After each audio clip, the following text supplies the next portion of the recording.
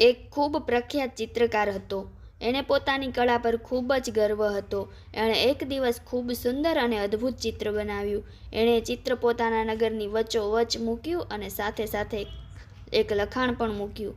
લખાણમાં લખ્યું કે આ ચિત્રમાં જેને પણ જરા આમથી પણ ભૂલ લાગે એ જગ્યાએ નિશાન કરી દેવું. સાંજે જ્યારે એ પોતાનું ચિત્ર જોવા આવ્યો તો તેણે પોતાના ચિત્રને નિશાનોથી ભરેલું જોયું. આ જોઈ એનું હૃદય ભરાઈ આવ્યું.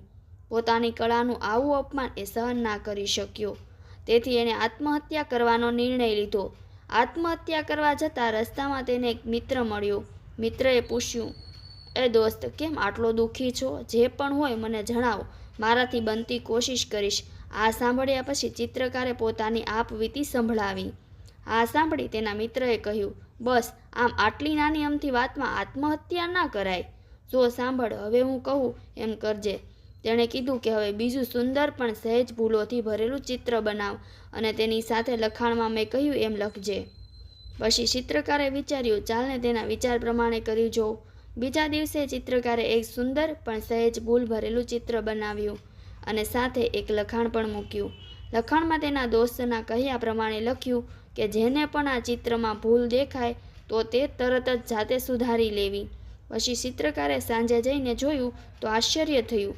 આખું ચિત્ર એમનું એમ જ, કોઈ જ નિશાન ના મળ્યું. જેવી મૂકી હતી તેવી જ ચિત્ર હતી. લોકોની ભૂલો કાઢવી ખૂબ આસાન છે, પણ તેને સુધારવી ખૂબ જ અઘરી છે. જેની ભૂલ તમે